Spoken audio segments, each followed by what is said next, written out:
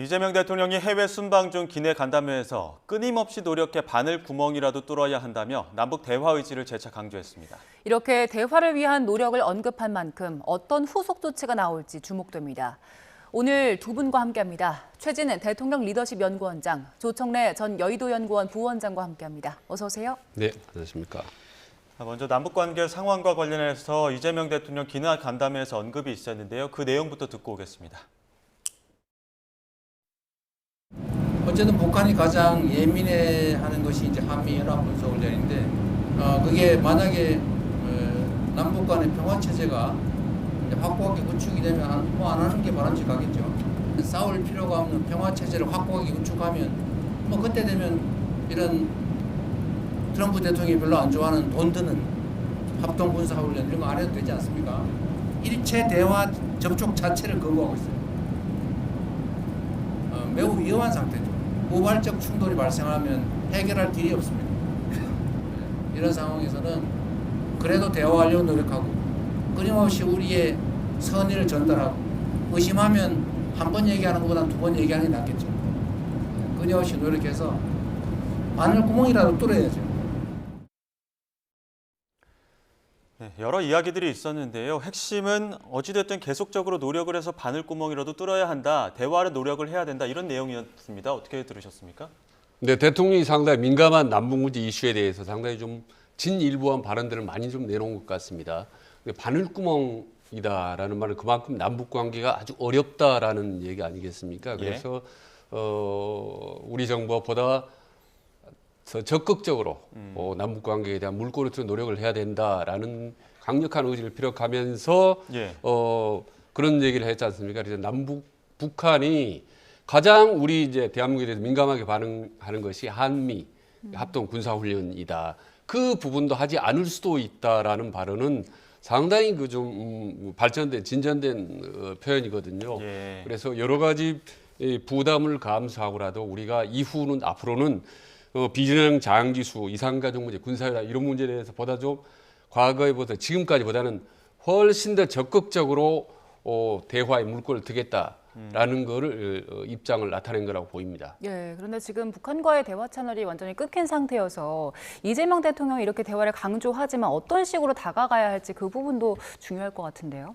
아니 뭐 남북 관계가 좋았던 적이 분단 이후에 그다지 사례가 많지가 않습니다. 그러니까 각 단계, 각 시기마다 정부가 수면 밑에서 대화 창구를 열기 위해서 굉장히 노력해왔고요. 네. 그런 의미에서 이재명 대통령도 답답함을 토로한 거라고는 이해는 합니다. 그런데 잘 아시는 것처럼 지금 아직도 남북 관계는 정전 상태고요. 그러니까 대결 국면이 끝난 상태가 아닙니다. 이게 이제 분단 이후에 남북이 체제 전쟁, 체제 비교 전쟁을 해오다가 수십 년 전부터 북한의 체제가 견디지 못하게 되니까 결국 무력을 강화하는 방향으로 가면서 한반도의 긴장을 고조시켜 왔거든요. 미사일 능력을 고도화한다든가 핵무기를 개발해서 뭐 보유한다든가 이렇게 가고 급기야는 적대적 두 국가 관계로 규정하면서 연일 공격적인 언사를 퍼붓고 있는데요. 여기다 대고 뭐 평화를 위한 대화의 창구를 열기 위해서 노력하는 건 좋지만 우리 쪽에 가진 장점, 강점을 포기하겠다는 발언은 매우 저는 부적절하다고 보는 것이고요. 세계적으로 추적이 없는 나라들도 동맹국 간의 연합훈련을 합니다. 태평양에서 해상훈련도 하고 무슨 소방훈련도 하고 합니다. 그런데 특별히 한미 그 연합훈련을 꼭 집어서 뭐 트럼프도 싫어하니까 평화가 있으면 안 할 수 있지 않느냐라는 식으로 말씀하신 것은 대통령이 하실 말씀은 아니고요. 남북이 통일이 되더라도 국방력이나 군사상의 그 힘은 유지를 하고 강화시켜야 되는데 왜 저런 말씀을 하시나 저는 도무지 저 생각을 이해할 수가 없습니다. 흡수 통일과 관련된 회의적인 입장도 좀 표출이 됐었는데 특히나 그 통일하면 대박 이런 이야기 때문에 오히려 북한을 좀 자극한 측면이 있다라면서 전 정부에 대한 이야기들도 나왔거든요. 과거 정부 여부를 떠나서 북한에 대해서 지나치게 환상적인 태도를 태하거나 혹은 반대로 너무 강하게 대하는 태도 이거는 바람직하지 않다라는 표현인 것 같은데 박근혜 정부 때 저도 생생히 기억합니다만은 뭐 통일 대박론 한번 듣기에는 좋지만은 예. 결과적으로 아무 진전된 게 없은 알맹이 없는 것으로 끝나면서 오히려 국민들에게 좀 실망감만 줬다라는 거고 정반대로 윤석열 정부에서는 지금 최근에 드러나고 있습니다. 무인기를 띄워서 마치 북한을 도발을 유도하려고 했지 않느냐라는 징후들이 지금 속속 나오고 있지 않습니까? 이런 극단적인 환상론이라 어떤 극단적인 강경론 이런 건 북한에 좋은 도움이 되지 않는다. 그래서 이재명 정부는 보다 좀 체계적이고 과학적으로 이 남북 문제를 풀어가겠다라는 식의 표현을 과거 정부와 이제 빗대서 설명을 한 것 같습니다. 예. 그리고 그 최근 중일 갈등이 더 격화되고 있는 상황인데 일단 리창 총리 그리고 다카이치 총리 다 만났습니다. 리창 총리 만나서는 시진핑 주석에게 안부를 좀 전해달라 그리고 베이징에서 이른 시일 내에 만나기를 기대한다 이런 발언을 했고요. 다카이치 총리에게는 양국 관계를 좀 안정적으로 관리해 나가자라는 얘기를 했습니다. 일단 그 두 국가 사이에서 균형을 잡으려고 노력을 한 것 같아요. 어떻게 평가하세요? 그 부분은 뭐 불가피한 선택이라고 봅니다. 지금 뭐 전통적인 의미에서 안미 경중, 안보는 미국, 경제는 중국이라고 하던 틀 자체도 지금 국제 질서가 재편되는 과정에 있기 때문에 흔들리고 있고요. 그 사이에서 우리 한국의 국제적 위상이나 외교적 위치도 재검토하고 재정립해야 될 필요가 있기 때문에 미국과의 관계는 미국과의 관계대로, 중국과의 관계는 중국과의 관계대로 가져가는 건 저는 마땅하다고 보는 것이고요. 그리고 대통령께서 미국과의 동맹을 복합동맹으로 발전시켜야 된다고 말씀하셨는데 그게 복합동맹으로 간다고 하더라도 한반도의 지정학적 위치나 안보상의 이해를 보면 강고한 군사동맹을 축으로 해서 복합동맹으로 가는 것이지 연합훈련을 뭐 안 하고 해체하고 뭐 약화시키고 북한의 눈치를 보는 형태로 복합동맹으로 가는 건 있을 수가 없다. 그래서 뭐 예를 들어서 그 중국과의 경제적 이해관계라든가 국가 이익관계를 다투는 부분은 다투어야 되고요. 미국과의 전통적인 동맹은 시대적 요청에 맞게 더 발전시켜서 진화시켜서 가는 건 맞다고 봅니다. 미국과 중국 간의 관계에서도 그렇고 또 중국과 일본 간의 관계에서도 그렇고 지금 이재명 대통령의 외교적 역할이 더욱더 커지고 있는데 이 부분과 관련해서도 좀 적절히 조정하고 중재한다고 하면 역할이 좀 확대될 수도 있다 이런 이야기도 했었거든요. 어떻게 좀 들으셨습니까? 그러니까 지금 중국, 일본 사이가 상당히 좀 좋지 않지 않습니까? 이 상태에서 우리 한국이 상당히 처신하기가 쉽지 않는데 이재명 대통령이 그렇게 표현을 했지 않습니까? 우리가 잘만 하면은 중재자, 조정자 역할을 할 수 있지만 잘못하면 낀 새우가 될 수 있다. 이건 잘 표현한 것 같아요. 그래서 말하자면 이재명 정부가 강조해온 실용 외교, 어떻게 보면 등거리 외교, 균형 외교가 가장 필요한 게 바로 이게 중국과 일본의 관계이기 때문에 지금까지 해오던 페이스대로 우리가 중국과 일본 어느 한쪽으로 치우치지 않고 양쪽의 중재자, 조정자 역할을 잘 해나가면 될 것 같다는 생각이 듭니다. 그리고 튀르키예 에르도안 대통령과도 103분 정도 정상회담을 가졌는데 일단 뭐 경제 분야 협력에 집중을 한 것 같아요. 튀르키예가 진행하고 있는 원전 사업에 우리가 참여하는 것도 논의를 했는데 일단 이 성과에 대해서는 어떻게 평가하세요? 일단 뭐 이재명 대통령이 취임 이후에 다자 외교 무대에서 성공적으로 하시고 있는 것 같아요. 큰 무리 없이 하고 있고. 특히 이번에 그 남아공 방문 과정에서는 아랍에미리트라든가 튀르키예를 방문하면서 건동 지역과 중동 지역에서 뭐 아마도 전략적 거점을 만든 측면이 있다고 봅니다. 핵심 키워드는 방위 산업, 방산인데 방산, 원전, K컬처 세 가지 아니겠습니까? 특히 이제 튀르키예 같은 경우에는 방위 산업을 축으로 한 전략적인 협력 관계가 더욱더 심화될 걸로 보여지는 것이고요. 아랍에미리트에서 바라카 원전을 성공적으로 했기 때문에 인근 국가의 원전 수출도 뭐 특히 튀르키예 같은 경우는 우리나라 6.25 때 주요하게 참전했던 아주 주요한 혈맹 국가 아닙니까? 그래서 MOU를 맺어서 추가적으로 양국 간의 실무 협상을 진행하면 좋은 결과로 이어질 거다 이렇게 보고 있습니다.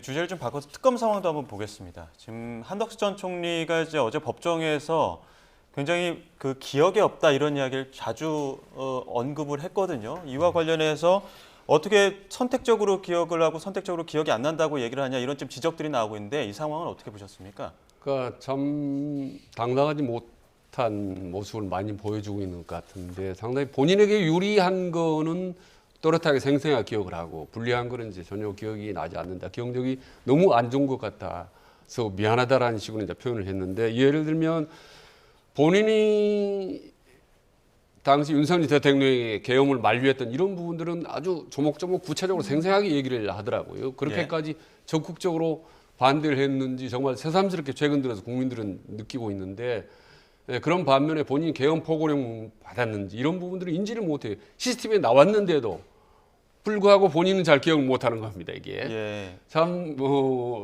이 말도 안 되는 경우인데 어쨌든 본인이 말했지만은 정치적으로 역사적으로는 본인이 이제 책임이 있지만 사법적으로는 별로 책임이 없다라는 식의 입장을 계속 보시거든요. 그래서 지금도 그랬고 전에도 그렇고 앞으로도 상당히 좀 본인 회피하는 그런 입장을 계속 보여줄 것 같아서 참 보기에 좋지 않다라는 말씀을 드립니다. 예, 한덕수 전 총리가 기억이 나지 않는다고 한 부분이 그 계엄 선포를 한 직후에 이상민 전 장관과 한 16분 정도 대화를 나누는 그 장면에 찍힌 화면을 보고 나서 이야기한 사실을 알게 됐다. 어떤 말을 했는지 100번 생각을 했는데 기억이 나지 않는다 얘기를 했습니다. 이거는 재판 전략인 걸까요? 아니면 진짜 기억이 안 나는 걸까요?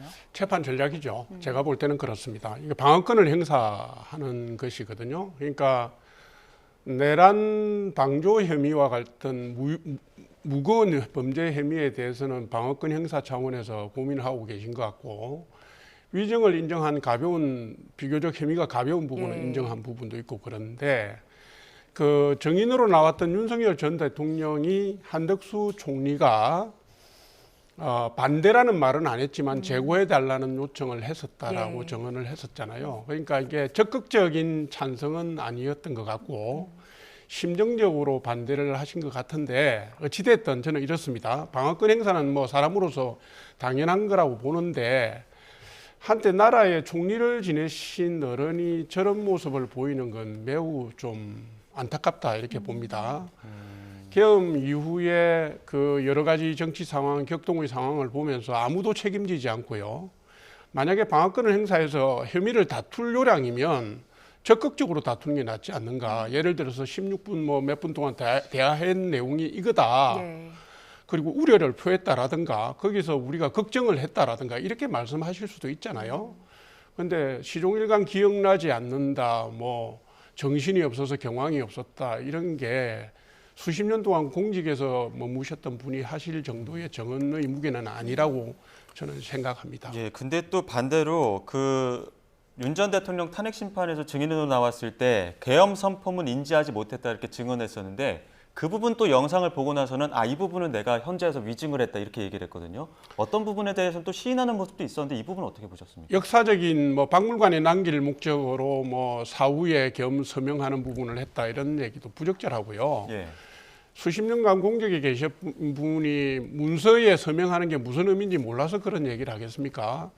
그러니까 궁색한 변명이라고 저는 보는 것이고 다만 그 태도가 국민들 눈높이에 맞지 않다 하더라도 재판정에서 혐의를 다투는 부분은 다른 별개의 문제라고 보는 것이고 본인은 내란을 방조하거나 주요 종사자로서 활동한 적이 없다라는 것을 적극 강변하는 과정에서 저런 논리가 나오는 거니까요. 인간적인 안타까움을 느낍니다. 그리고 윤석열 전 대통령 재판에는 여인영 전 사령관이 증인으로 출석을 했는데 작년 5월에서 6월쯤 삼청동 안가에서 윤 전 대통령이 비상대권을 언급했다. 그리고 이와 관련해서 윤 전 대통령이 군 통수권자인데 계엄 준비 상황에 대해서 잘 모른다는 생각이 들었고 계엄 불가능하다는 군의 생각을 말씀드렸다라고 증언을 했거든요. 이 발언에 대해서는 어떻게 들으셨어요? 일단 저 발언한 여인영 전 판사는 어떤 사람입니까? 이를테면 이번 계엄 사태에 윤석열 전 대통령이 빅2입니다. 말하자면 왼팔 오른팔. 왼팔이 이제 최고 실세가 말하자면 김용훈 국방부 장관이라면 두 번째 넘버 2가 바로 이제 여인영 방첩사령관인데 엄청난 중요한 발언을 최근에야 털어놨어요. 사실 법정에서.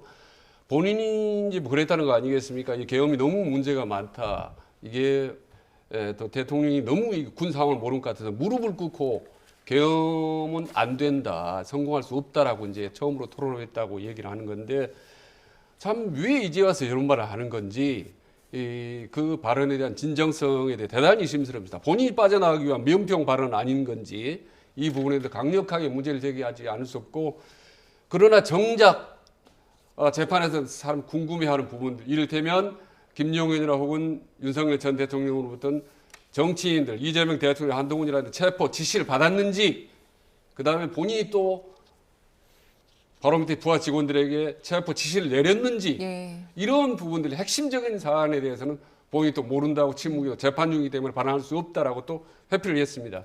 그래서 상당히 중요한 발언을 여인영 전 반책사령관이 쏟아냈고 있지만 지금까지 보면 전부 본인이 살아남기 위한 어떤 생존 전략적 차원에서 나온 발언이지 실제로 계엄의 전모를 밝히는 데는 아직까지도 매우 미흡하다.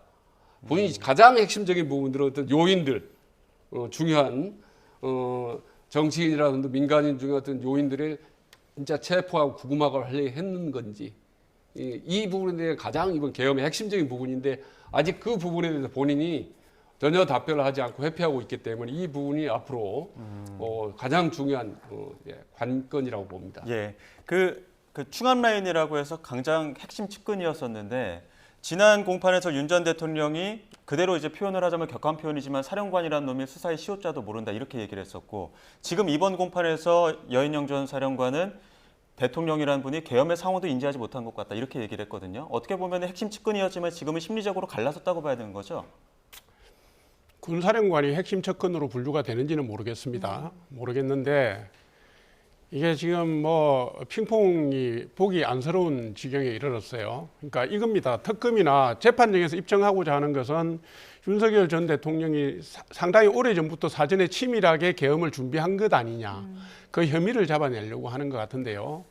그 연장선상에서 여 전 사령관도 지금 혐의 부인 차원에서 얘기를 하고 있고 또 윤 전 대통령도 방어를 하고 있는 겁니다. 그런데 만약에 그렇게 오래전부터 계엄을 준비를 했다면 저렇게 허술하게 했겠습니까? 저는 뭐 12월 3일 날, 12월 4일 날 일어난 상황을 보면서 진짜 이게 뭐 덧도 보도 못한 걸 목도를 했거든요. 네. 그러니까 이런 겁니다. 대통령이 행사할 수 있는 법률상 권한의 비상대권이 있는데 계엄을 쓸 수도 있지 않느냐. 내가 국가를 운영하는데 여러 가지 뭐 문제 때문에 골치가 아프고 제대로 할 수가 없으니 뭐 이런 것도 있더라. 내가 행사할 수 있는 권한이더라. 이렇게 얘기했을 수 있죠. 그게 사전 모의나 치밀한 준비는 아니지 않습니까? 근데 이게 이상하게 개개인의 감정이 섞인 싸움으로 흘러가요. 저는 이런 거는 사실은 무의미한 공방이라고 보는 것이고요. 이미 6시간 만에 계엄이 해제될 정도 같으면 그건 아무 준비도 안 한 겁니다. 적극적으로 한 거고.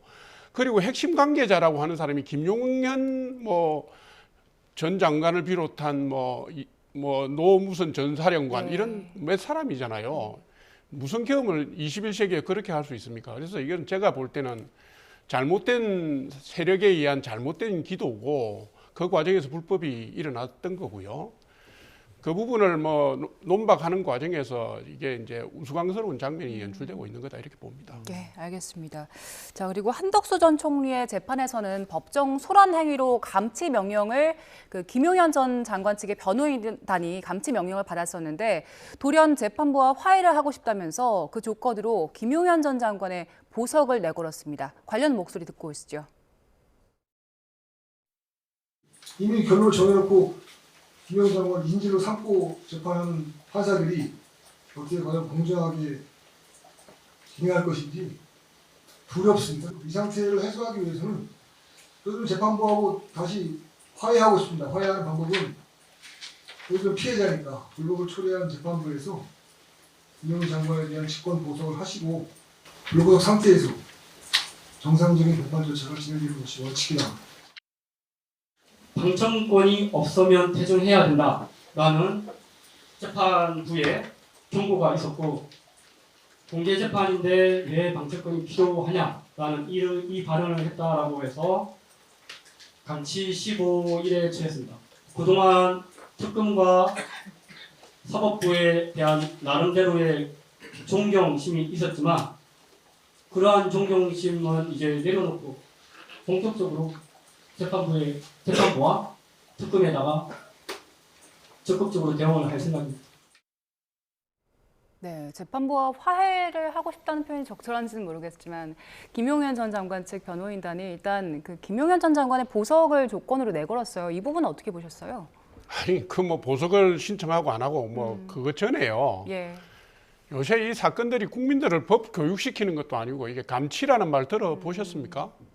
이게 법정의 존엄이나 질서를 어지럽힌 사람을 교도소나 뭐 유치장에다 감금하는 행위인데요. 15일 예. 했다가 무슨 신원이 확인이 안 돼서 다시 풀려났다가 재집행하겠다고 얘기하고 있지 않습니까?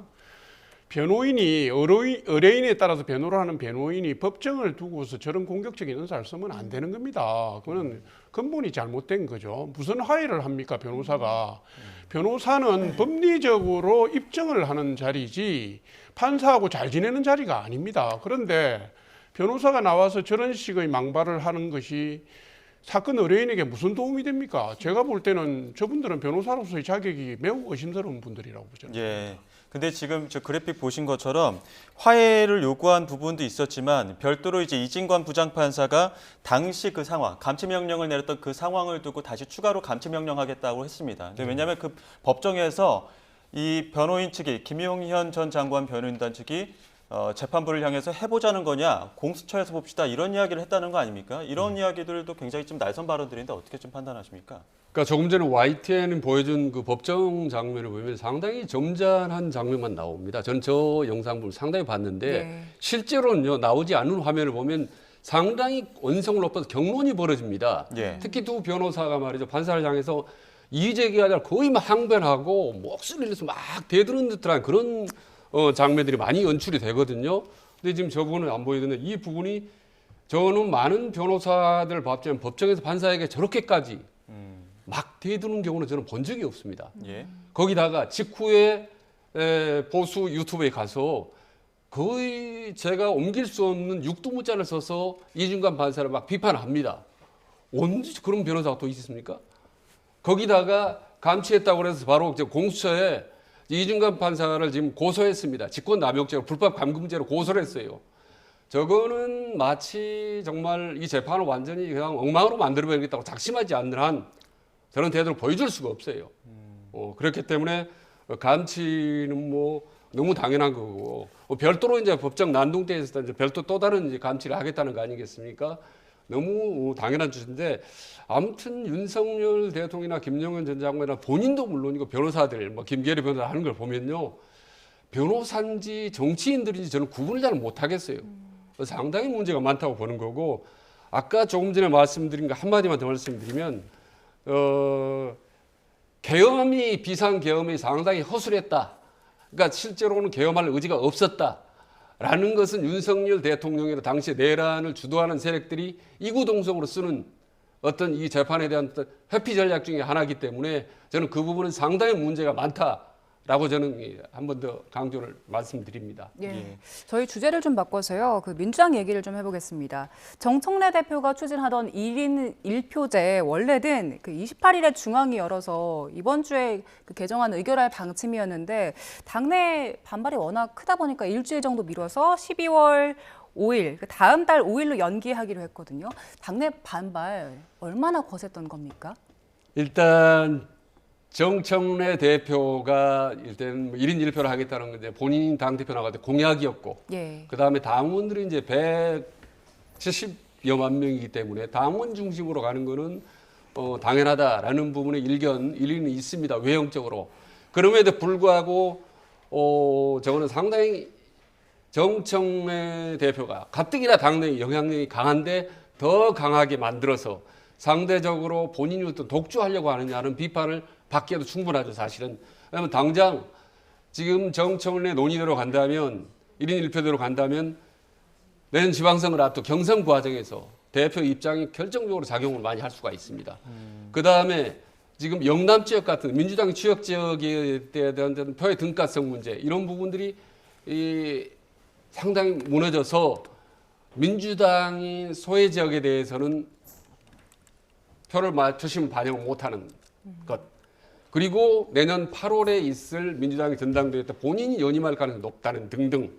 어쨌든 결과론적으로 정청래 너무 본인 위주의 졸속적인 경선 룰 개정이 아니냐라는 비판을 민주당으로 비주류로 바뀌기 때문에 이분은 상당히 좀 정청래 대표에서는 경청을 많이 해야 될 거 아닙니다. 그렇지 않으면 안팎으로 상당히 비판에 직면할 수가 있다고 봅니다. 그 대통령 순방 중에 좀 자중하자 이런 목소리가 있었는데 지금 더 갈등이 격화되는 모습도 있고요. 이현주 최고는 아예 면전에서 비난하는 목소리도 나왔거든요. 당내 갈등 좀 더욱더 심화될까요? 그럼요. 당의 핵심이 얘를 다투는 문제거든요. 사실은 저거는 민주당의 원죄입니다. 이재명 대통령이 대표 시절에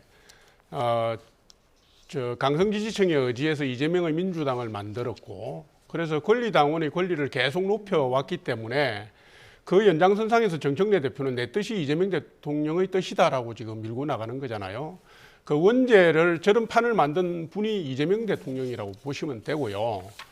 이게 대의원 대 권리당원의 표심이 뭐 1대 17이다, 1대 20이다 이러니까 야 이거 대명천지에 너무 불공평한 거 아니냐라고 말씀을 하시는데, 대의원이라는 게 정당 활동에서는 굉장히 중요한 자리입니다. 예를 들면 당의 주요 정책이라든가 지도부 선출, 당헌 당규 개정을 하는 핵심 대표입니다. 그래서 이게 15년 전만 하더라도 1만 명 규모의 대의원으로 당 지도부를 구성을 했습니다. 그 이후에 평당원들의 목소리를 반영해야 한다고 해서 그 다음에 이 당원들이 참여를 보장한 건데요. 지금 이걸 1대1로 가겠다는 것은 정청래 대표가 아무런 제안도 받지 않고 대통령실이 뭐라고 하든지 나는 나의 일정대로 내가 당대표 한 번 더 하고 대권 후보로 가겠다는 걸 선포를 하는 겁니다.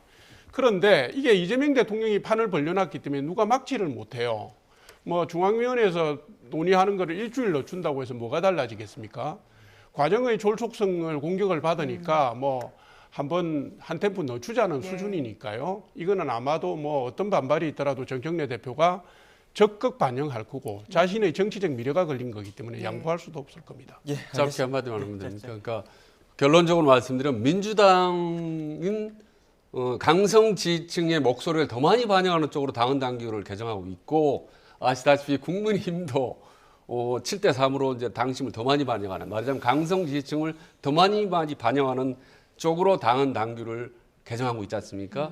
그러니까 여야가 둘 다 너무 강성 지지층 입장 위주로 가는 게 아니냐라는 부분이 많이 걱정이 됩니다. 국민의힘이 7대 3은 그건 괜찮습니다. 지선기획단 차원의 아이디어고요. 지금 최고위원회 보고도 안 됐습니다. 그러니까 뭐 같은 맥락으로 놓으시면 안 되고요. 조금 더 지켜봐 주시면 좋겠네요. 알겠습니다. 그 부분도 한번 다 어떻게 또 개정이 되는지도 한번 보겠습니다. 여기까지 듣겠습니다. 지금까지 최진 대통령 리더십 연구원장, 조청래 전 여의도 연구원 부원장 두 분과 함께했습니다. 고맙습니다. 고맙습니다.